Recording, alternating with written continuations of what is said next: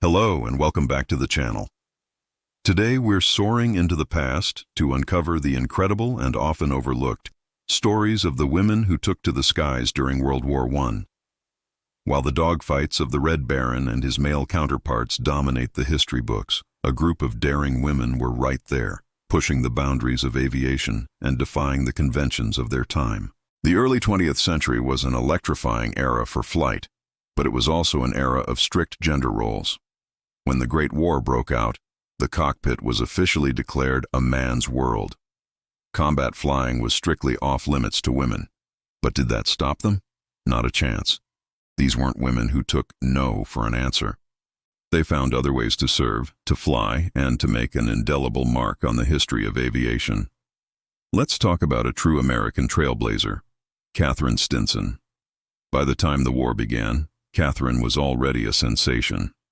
Known as the Flying Schoolgirl, she was the fourth woman in the United States to earn a pilot's license. She was a master of stunt flying, dazzling crowds with incredible aerial maneuvers. When America entered the war, she was determined to contribute her skills.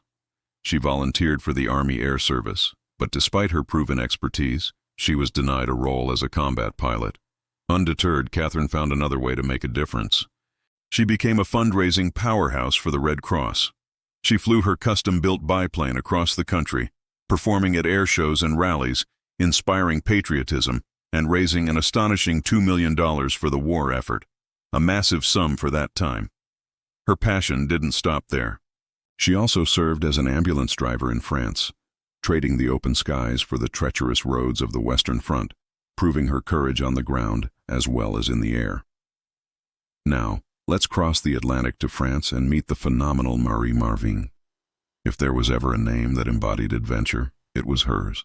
Her list of accomplishments before the war was already legendary. She was a world-class athlete, a mountaineer, and a balloonist. When she earned her pilot's license in 1910, she became the first woman to fly solo over the English Channel from Europe to England. Her contemporaries didn't call her the Fiancée of Danger for nothing.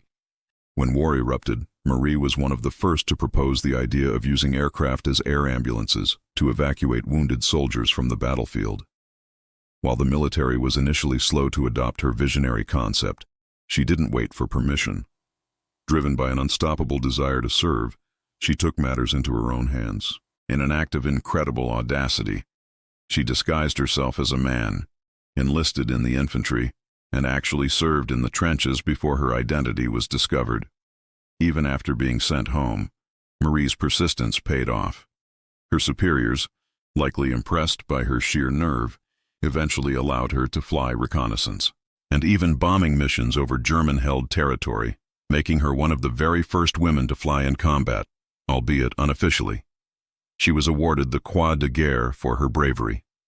Marie Marvingt wasn't just flying planes. She was flying in the face of an entire system that tried to keep her grounded.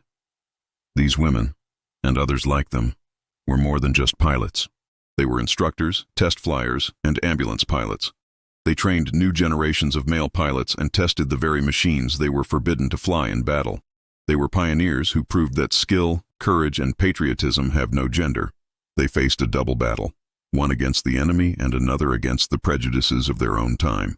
Their contributions paved the way for future generations of female aviators, from the wasps of World War II to the female fighter pilots and astronauts of today. They showed the world that a woman's place could be anywhere she dared to dream, including thousands of feet up in the sky. Thank you so much for joining me on this journey into the past. If you found these stories as inspiring as I do, please hit that like button and subscribe for more hidden histories. Let me know in the comments which historical figure you'd like to learn about next. Until then, stay curious,